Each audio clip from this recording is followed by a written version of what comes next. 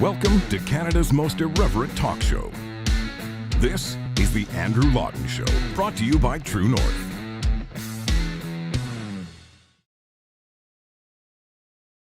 Hey everyone, and welcome to you all. This is Canada's most irreverent talk show, the Andrew Lawton Show, here on True North. It is Cabinet Shuffle Day. I know it is something that should probably be at some point a statutory holiday. I know all of you will remember where you were on that fateful day in 2023. I think is it 2020? Yeah, it is. Okay. The last 4 years has basically been so much of a blur. I have no idea when it is. I don't even know where I am. So if you find me, rescue me.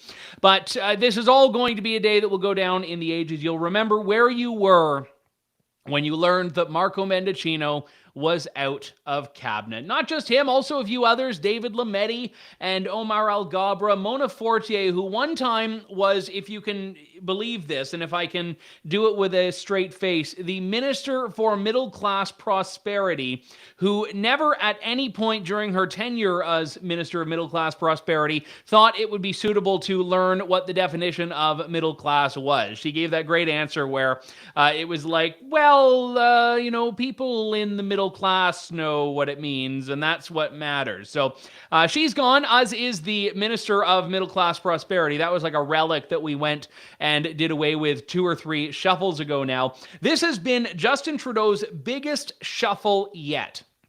And the thing about this is that it is not really going to change all that.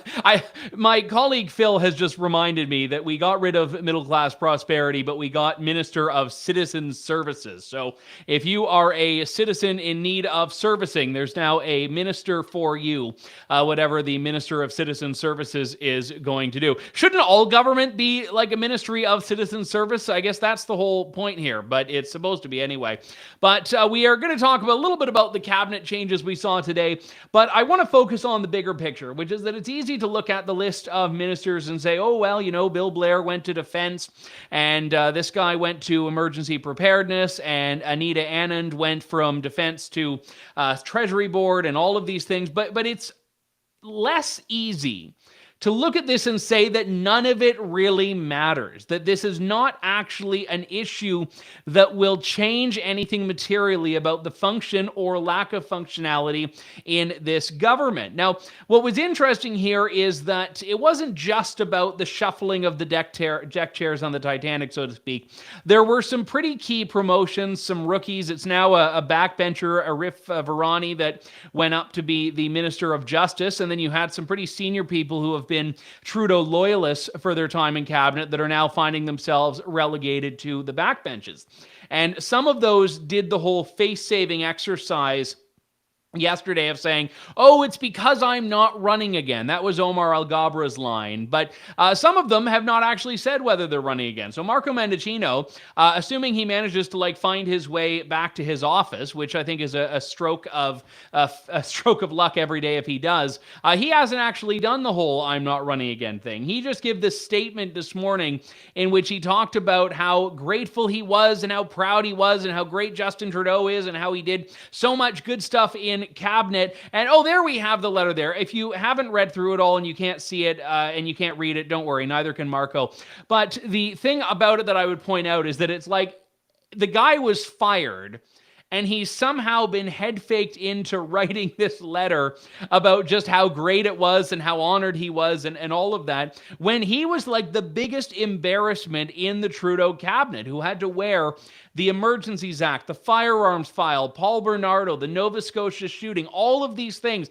Every single one was bungled.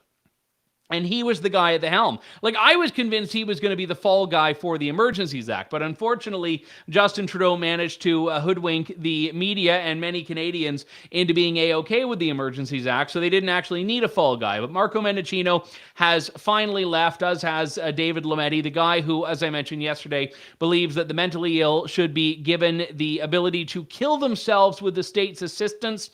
He is now on the backbenches. And to all of the departing cabinet ministers, we will once again give you the somber send-off we did on yesterday's show.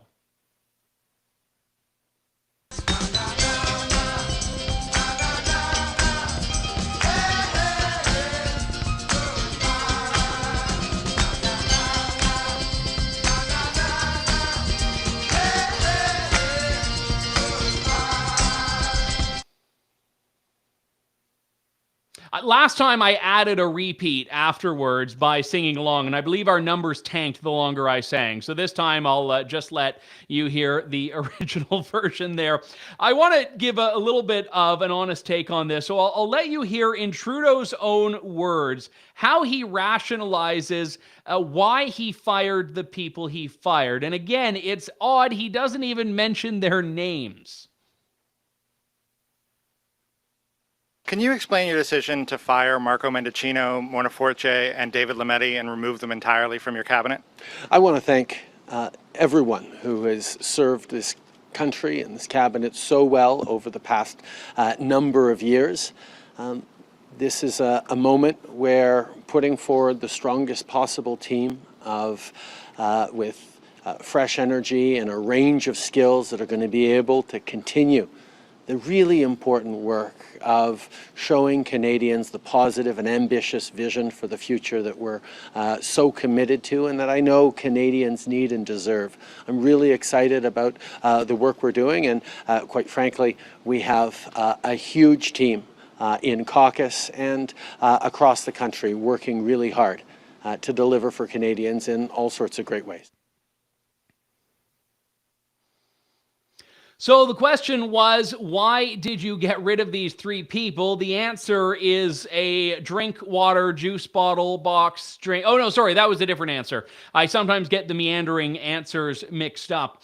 The answer is that, well, we have a great team and we're going to put the good team forward, and this is the strongest possible team, by which he means to say that all of the folks he got rid of, he believes were weak and were not part of the strong team that he believes he needs heading into the next election, which it sounds like from earlier in those remarks is convinced will not be until 2025. So Trudeau is basically saying that he thinks he has enough to go on to stick around for the next 2 years. And Jagmeet Singh, once again today, is tweeting about all the failures of the Liberals and Conservatives. And it's like, it's my favorite running gag in Canadian politics when Jagmeet Singh is all indignant and says, oh man, how dare the Liberals do this? It's like, yeah, if only there were someone who had literally with the snap of his fingers and an email to his caucus the ability to change that. Jagmeet Singh is actually a guy who could topple the government. I mean, some people say, oh, I should write a letter to the Governor General, or, oh, we should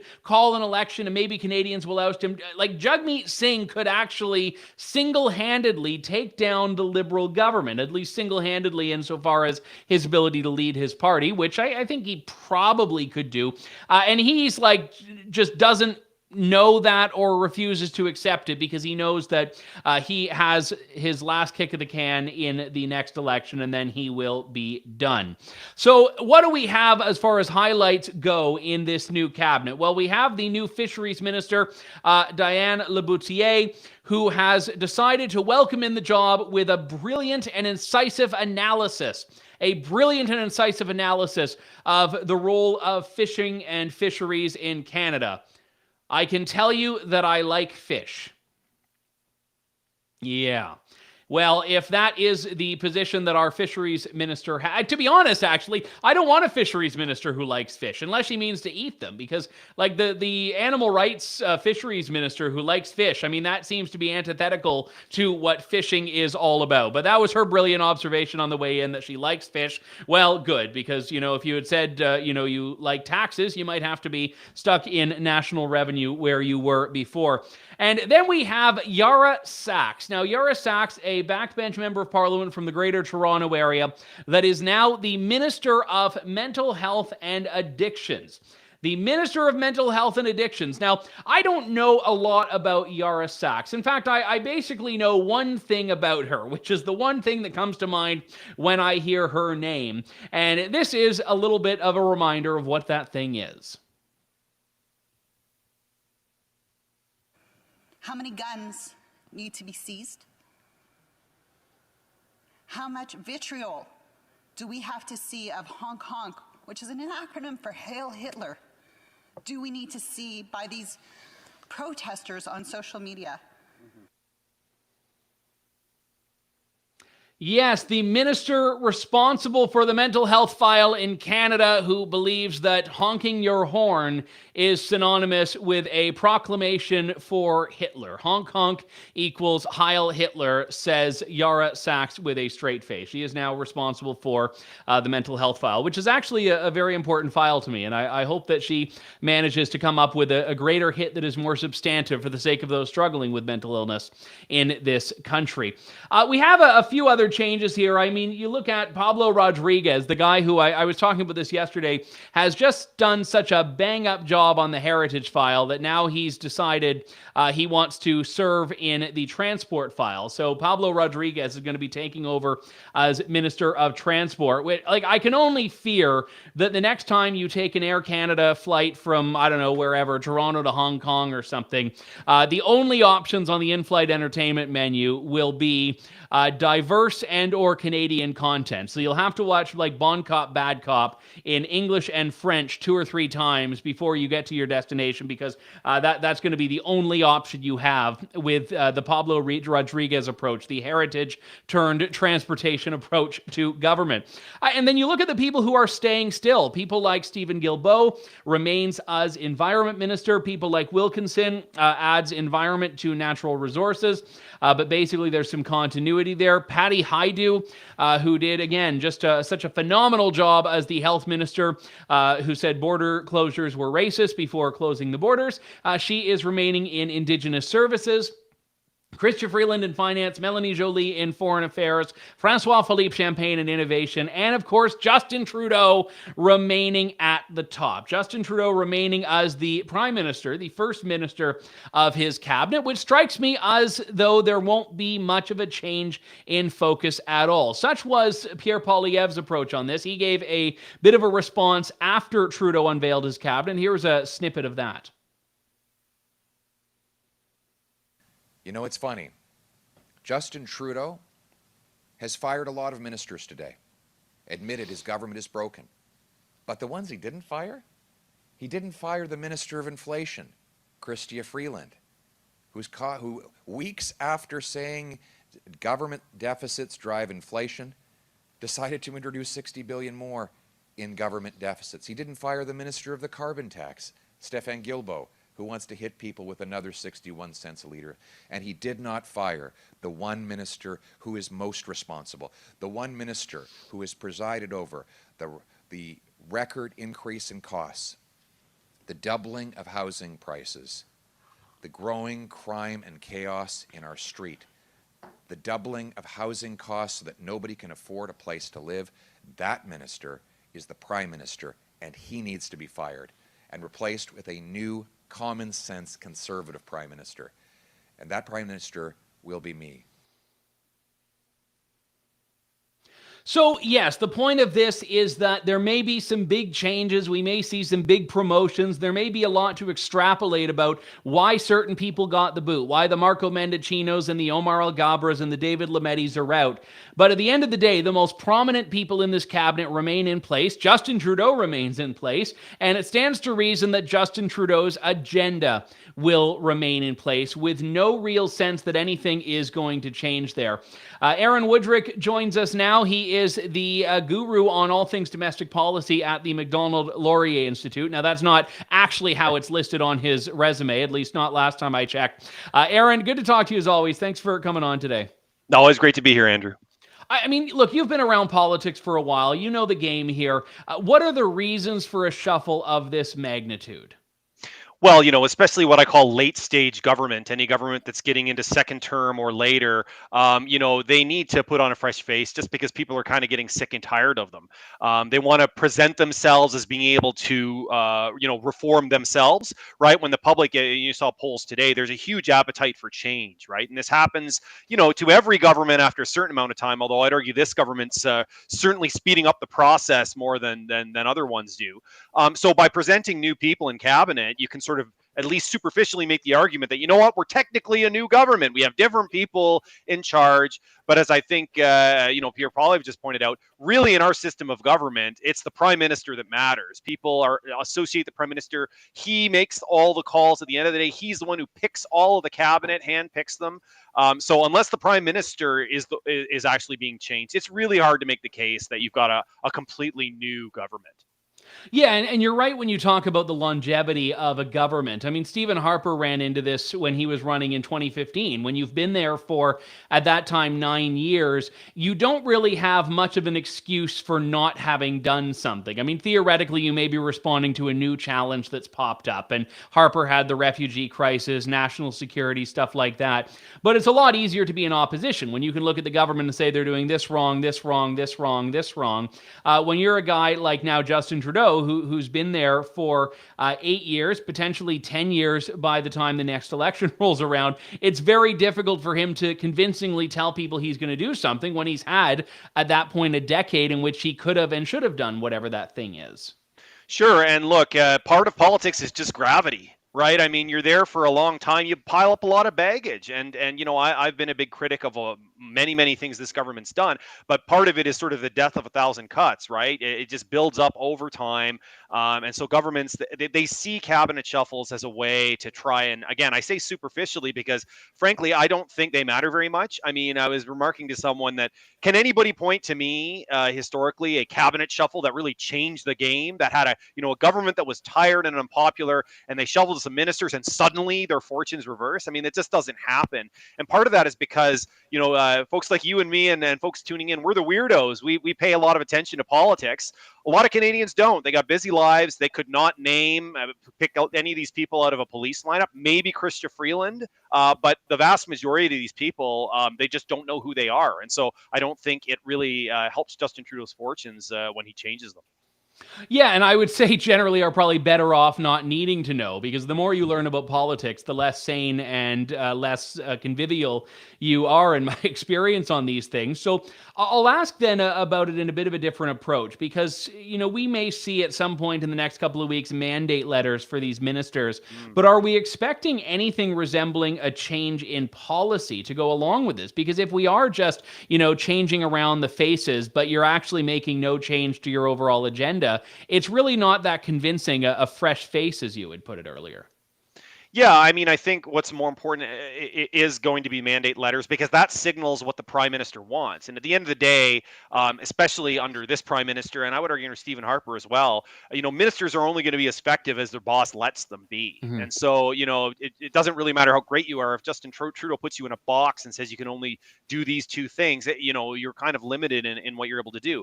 One thing I thought was interesting was the assignment of Sean Fraser to housing. So this is everybody knows housing is a very important file. I think it is going to be the main issue in the next election, if it isn't already. I think the Liberals are tuning into this late in the game. I think they realize that if they don't take some major action on this, Pierre Poilievre is going to eat their lunch on housing. So, Sean Fraser's, by all accounts, been a pretty strong performer in cabinet. He's generally well liked. So I think that giving him this portfolio is a sign that they're probably taking it more seriously. Yeah, and I think that's actually an important point as well that should factor into people's analysis on this is, who the stronger communicators are when you're putting them on a certain file. And I mean, I was, making a few cracks at Pablo Rodriguez's expense, but this is not a guy who I'd say has been a particularly good messenger on Bill C-11 and Bill C-18. He has failed to understand, either by obstinance or just by not being particularly transparent, he's failed to understand what his bill does. He's flip-flopped on what it will do and all these internet regulations. And the fact that he's out of that file when the internet regulation file is still alive and well in Canada, I feel is actually quite noteworthy. Yeah, look, communications are obviously important to every government, very important to this government. In many cases, I would argue that from this government's point of view, the communications are the deliverable. Actually following through and delivering what you promised doesn't matter. It's the press conference and the messaging that they value most, because that's where they get their political bang for the buck. And for Pablo Rodriguez, I mean, to be fair, there's only so much lipstick you can put on a pig, and Bill C-18 is a pretty big pig. And I don't know that there's any way to message that bill well, because because it's a terrible bill that is doing a lot of damage to Canadian media. So yes, I think there are other files on things like housing where, the Liberals are doing certain things. I don't think they're doing anywhere near enough on housing, but there are a few things they're doing that if they had better comms, they could probably get a little bit more credit for. Now, you had pointed something out on Twitter earlier, which I found quite funny. It was, I don't know which TV network it was, but you were watching and they had this like bold observation about the new cabinet that they might, focus on the economy now. Yeah, they said, new cabinet to focus on economy. And I thought, well, what have they been doing for the last 8 years? That's like a John Madden style, political commentary there of like, oh yeah, when the quarterback goes, that'll be a touchdown. Yeah. Yeah, it's a little bit, it just makes you think, you've been there a long time. You would have thought they'd come around to the importance of the economy a little bit sooner than today. Yeah, so let's just be a little bit more forward-looking here. And I know that neither of us has the crystal ball, but we've seen the poll numbers. I mean, Justin Trudeau can stand up there and talk about how everything is sunshine and roses. Chrystia Freeland can go out and talk about, actually, inflation is doing really well right now. But Canadians are clearly not buying it, at least not at this moment in time in the snapshot and sample that was captured by the latest polls. I mean, what would the turnaround be? If you were advising Trudeau, I mean, I might not have you on as much, but if you were, what would the message be on how to steer that ship in a better direction? Boy, it's tough. It would require a dramatic break from the past, right? And this government has shown no capacity to do that. I mean, Justin Trudeau has been a prime minister who likes to spend in the bad times and spend in the good times and then spend some more for good measure. That's one problem. I mean, there's just a colossal amount of money that's been going out the door. For what? I mean, spending is up something in the range of 30%. I don't think most Canadians believe they're getting 30% government services or have a 30% quicker commute or 30% better healthcare or any of these things. So I think there needs to be a big U-turn there. I think, the interesting thing to me was by even having this shovel, it signals to me that Justin Trudeau is definitely running in the next election, right? There's been a lot of talk about whether or not he's going to take a walk in the snow or I guess a walk in the sand because it's the summertime. I think the fact he had this shuffle suggests he's not going anywhere because why have this shuffle now? Why try and reset and retool now if he's even thinking remotely of leaving? He would have just let the cabinet sit as it is. So the fact he's done this tells me he's going to be prime minister when the next election is called, and it's going to be him versus Pierre Poilievre when the election goes. Yeah, and I think you're right about that. And I think that it's not necessarily wise to go in and try to assess what Justin Trudeau's mindset is on a particular issue. But I do feel that putting Anita Anand, who was by all accounts actually quite a capable defense minister, in Treasury Board, which is certainly an important role to the functioning of government, but is a much less public-facing role, has been a bit interesting because she was one that has been wildly rumored to be a potential leadership contender and not really tarnished in the way that Chrystia Freeland are and some other folks are by the Trudeau brand. So the fact that she's now being taken out of this file, I actually think is quite interesting. Yeah, one other observation I had of all the new faces that we see in cabinet, they're all relatively low-profile folks, right? These are not the sort of high-profile partisan attack dogs that folks will see on social media. I'm not going to name names, but people can probably guess the MPs that we're talking about. I was actually pleasantly surprised to see that those folks were not the ones who were promoted, right? Because there are some people who think that, being a sort of partisan clown on Twitter all day is sort of, doing a solid for the team, and that gets rewarded by putting these people in cabinet. But I think that would be a really perverse incentive. So I'm happy to see that for the new people they put in, these are relatively low-key MPs. They're not in there because they're like a big name or that they've been sort of lighting the world fire or ticking people off or sort of provoking anger from their opponents. So we'll see if these are folks that are just quietly competent and, agree or disagree with this government. Whoever's in charge on a given day, it's better that they be competent than not know what they're doing. Yeah, fair enough. You're saying you didn't want Attorney General Mark Garrettson, then I take. I'm not going to name any names, Andrew. You may. All right. Well, you're far more diplomatic than I am. Aaron Wudrick from the Macdonald-Laurier Institute. Always a pleasure, Aaron. Thanks for coming on today. Thanks a lot. Yeah, I will say I did like a little joking thing yesterday where when we learned that what's her name, Anita Anand was being shuffled out of defense, I just plucked 3 random names and I said, pick your next defense minister, Canada. And the options I gave were Patty Hajdu, Mark Garrettson, and Jennifer O'Connell. And some people didn't know I was joking. That was the terrifying part. I mean, one of those 3 would easily be doing a speech in which she'd be like, We need to talk less about Ukraine and more about we-crane. I've made that up, but that's like the type of thing that the people-kind government would probably give us. We're going to talk a little bit about this in the closing moments of the show, and I suspect next week we'll have a bit more in the sense of where things are going. But I want to talk about the story that really piqued my interest at CBC, which I should say I do so you don't have to.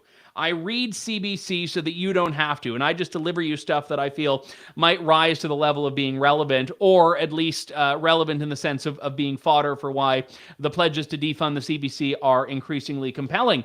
This was a story that was like framed as though it was alerting us to the existence of some far-right radical Christian cultist conspiracy of some kind. Breakaway believers warn PC party of dominionist religious movement. Now, I'm, a religious person myself. I understand trends in the religious world and trends in the political world, and they were using terms in this that I've really not been familiar with, like dominionist, and the other one that they acronymize as NAR. I think it's like now I forget what it stands for, but it's like apostolic. There we go. The New Apostolic Reformation, which is kind of used more as a smear than anything else. But they talk about this group of folks that have been assembling, that are generally people of faith, that have been mobilizing on a number of issues, particularly in New Brunswick, where right now people of faith, and I would point out people who are not at all connected to any religion, organized or otherwise,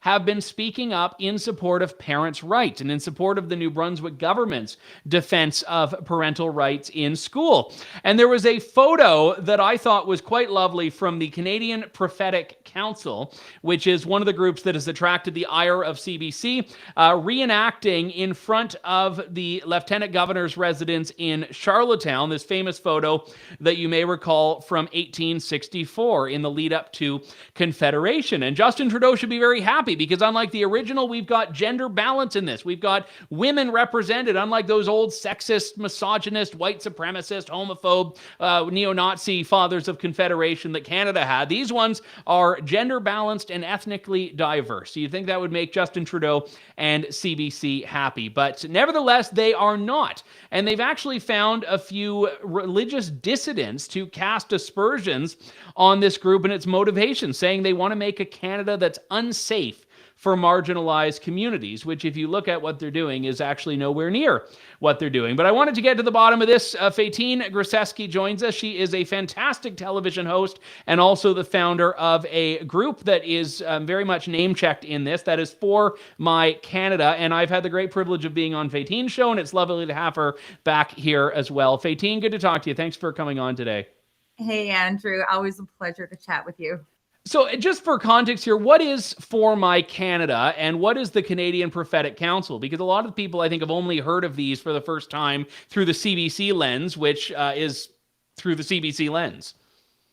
Yeah, well, and then there would be a good reason why people haven't heard of it, because we're actually not super active on quote unquote the national stage. So For My Canada, ironically, was a group that we used to go down to the streets in Vancouver and give out food, give out chicken noodle soup and hot chocolate to the poor and drug addicted on the corner of Main and Hastings there. And it was during that time, this was like mid 2000s, that we just got this desire. Like, I was not a political kid at all. My dad played NHL. I thought the Senators were a hockey team. I was so politically illiterate. But we just got this burden to begin to speak to our leaders about issues we cared about. And so I took this little band, we rented a minivan, we went across Canada, and, we were covered in lots of media at that time. The Winnipeg Press, I think, covered us, and there were different periodicals. And we just booked meetings with members of parliament and senators and just talked to them about things that we cared about. And there was a wide range of things that we would chat about. We'd talk about human trafficking. We would talk about freedom of speech, a lot of the things that we're still talking about today, in different capacities. And that began this basically almost a decade-long journey where we just started bringing teams to Parliament, usually a couple times a year. Had over 1,500 sit-down meetings with members of Parliament and senators. I met with Justin Trudeau in his office when he was very first elected. And you know what he said to me right out of the gates, Andrew? He said, "Let's talk about my Christian faith." That was his opening line, you know. Yeah, let's talk about it. I would actually accept that offer from him now if he made it. And so I have to admit, though, we haven't been super active the last couple of years because those young people became older people, and we have babies now and jobs, and we've gotten a lot busier. But we still have an email list, and we still push stuff out, when we feel people in our network need to know about something and be given opportunity to take action. I'm all about civic engagement. I'm all about, if you care about something, get involved. That's why we worked with Joy Smith on our human trafficking bills. And that's why I do my TV show, because I think there's a lot of stuff I care about. And so, that's basically the heart of it. In terms of the Canadian Prophetic Council, honestly, it's pretty benign as well. It's just a group of leaders from across Canada, some pastors, people that lead different kinds of ministries that usually about once a year, we kind of got shut down during COVID, but usually about once a year, we'll just come together and we'll just pray together and share hearts together about what we're feeling about the state of our nation and what we can do to be positive contributors. So it's really as simple as that.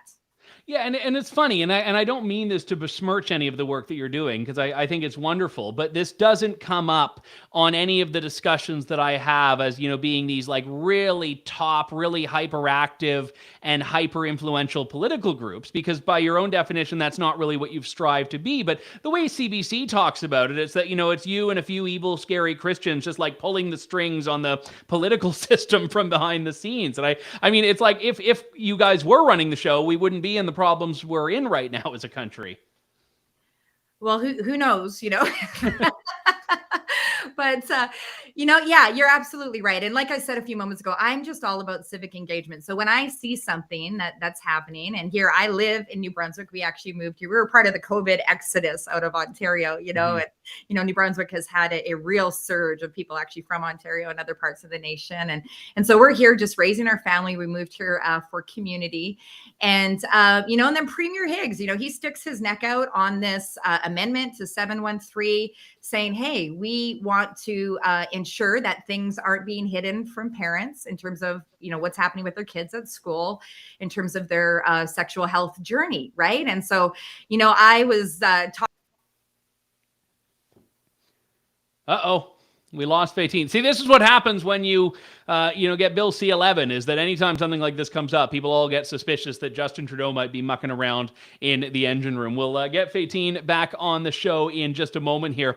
But I want to just go back to the CBC article for a moment here. And the reason I want to is because the framing of this is that they talked to three people that used to be Christians that now are no longer Christians, that really just take out their grievances on religion itself and their grievances on Christianity itself and Christian values and Christian communities. And then they use that as sort of their wedge to criticize the stuff that this group is doing. I mean, the one woman in particular here, again, a former Christian who says that now all of the things that these folks are doing are, quote, making a really unsafe place for a lot of marginalized groups, especially queer people, especially trans people. I think we have Faytene back with us, and we're sorry about that brief interruption, but we have her back on the line now. Faytene, that's one of the big concerns I have here, is that CBC is doing this thing that we often see from the media, where they take former Christians, people that have had whatever their grievances are with the church, and they use them as sort of authorities on what the church represents, when a lot of the time, I mean, as we know, these stories come from a place of pain and any number of other issues that really have nothing to do with the subject matter.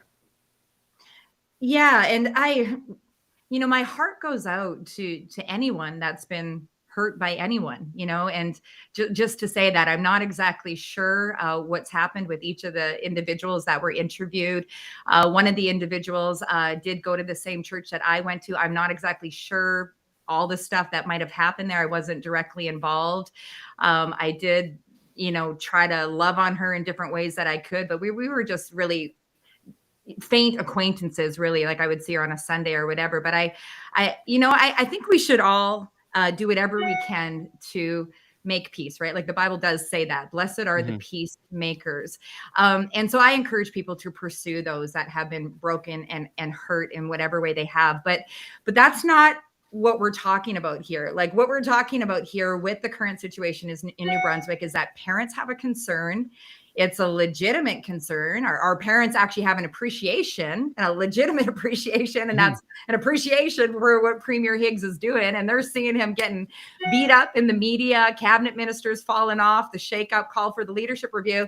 And so, parents organize, to support something that they appreciate in government. This has nothing to do with religion, other than the fact that there might be a few of us that we happen to be Christian, in the mix. But we actually, after we kind of felt the sense that CBC was starting to go this way and others, we actually put a survey question on the petition and said, hey, just let us know what background you're from. Are you Jewish? Are you Muslim? Are you Christian? Are you from a secular background? And I can verify now that there really is a cross section of support. And so obviously, it's disappointing to see the conversation kind of drug into the mud of what might even cross the line of religious discrimination, like coming at me for my faith. It's like, man, this has nothing.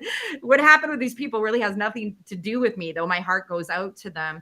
But let's keep focus here and I think if I could just say this, Andrew, please. I long for a day. I don't know about you, but I long for a day where we can just raise the water level of civil discourse in the media, where we can actually talk about the issues that Canadians care about, stop with the labeling, stop with the shaming. I heard somebody say once that if I can label you, I don't have to listen to you. And, we've seen that time and time again. We've seen that with, I hate to say it, with Justin Trudeau, calling people that disagreed with his management of COVID-19 racist, misogynistic, a little Métis woman. You can't, how can you call a Métis woman? But if I can label you, I don't have to listen to you, right? And that's I just want to say, as media people, let's take it higher. Let's just stop with the labeling and go a little bit deeper with the listening. And I think that's what was really disappointing about this. But hey, I'm keeping my eye on the goal. We're going to continue to encourage people to be a voice, sign the petition, and support Premier Higgs in what he's doing. No, you're quite right about that, Faytene. I mean, it was confusing because the article was conflating two organizations, two movements. I mean, obviously, they share a common participant in you, and by extension, really trying to muddle the discussion around an issue that has been tremendously unifying. I mean, the number of Canadians that, as you note, not from religious backgrounds, and even if they are religious, not necessarily from evangelical Christian backgrounds, that are supporting what Blaine Higgs is doing, that are supporting, in general, this cause of parental rights, is massive. The governments that oppose this are in minorities, and certainly the media's narrative on this is in the minority. Yeah. And I would just go back to, let's just do more listening. And there is an overwhelming, this was actually one of the reasons that I felt to get involved in this, because I thought, man, if Blaine Higgs, Premier Higgs falls on this mountain, so to speak, this political mountain, it really will be an injustice to democracy, because I really believe authentically he is representing the majority of parents. I had one parent say, and I think it was Chris Austin that actually said this in the Legislative Assembly, that, parents, they need to sign off on if their kids go on a field trip, if their kids go up the road to the zoo, and to exclude parents from any part of their child's health and wellness journey at school. It just feels so counterintuitive for so many. And so I just think we need to stay focused there. And, it's unfortunate that some people want to take it off of that, but I'm committed to keeping my focus here, Andrew. Well, I certainly wanted your voice to be out there to correct the record. You're doing tremendous work on air and off. Faytene Grasseschi is the host of Faytene TV, the founder of For My Canada, and it's been my pleasure to be on your show, and I'm glad to repay the favor. Thanks so much, Faytene. Thanks for your time, Andrew. All right. All the best to you. And I think we have to have a bigger discussion in this country about the relationship between faith and politics and faith groups in politics, but also this other group that often gets left out, which is people that are motivated by values and motivated by what we might call religious principles or religious tenets, but don't identify as religious. Now, if you're talking about proselytizing, great. Yes, if you want to go after those people, do it. But if you're talking about building community, there are a lot of people that you would talk to on the street that would agree with a lot of what I would, as a Christian, say are Christian values, but they've reached that conclusion not because of faith necessarily, or not knowingly because of faith. And this is why it's always so bizarre when the media tries to say, oh, this is just, the religious right that cares about parental rights. Whereas, well, actually, parents care about parental rights. And parents who are not Christians, who are not Muslims, not Jews, not Sikhs, not Hindus, care about this. And parents who are those things often care about this. And that doesn't mean 100%, no. But when you looked at those numbers that our friends at 2nd Street put out a few months ago, it was the majority of Canadians across religious identification, across political identification, that supported the idea of what Blaine Higgs is doing in New Brunswick, which is to say that parental consent is required for a child to change their gender, which is, I think, a pretty commonplace, uncontroversial thing to say that's been cast as like this horrendous assault on marginalized groups, which is just absolutely baffling. So that does it for us for today. We'll be back on Friday with another edition of Canada's Most Irreverent Talk Show. We'll be delving into C-18 and internet regulations in a bit more of a comprehensive and perhaps educational way if you've not been following it really closely. But even if you have, hopefully you'll take something out of it. And then lots more True North content in the days and weeks and hopefully years to come as well. So that does it for me. Thank you. God bless and good day to you all. Thanks for listening to The Andrew Lawton Show. Support the program by donating to True North at www.tnc.news.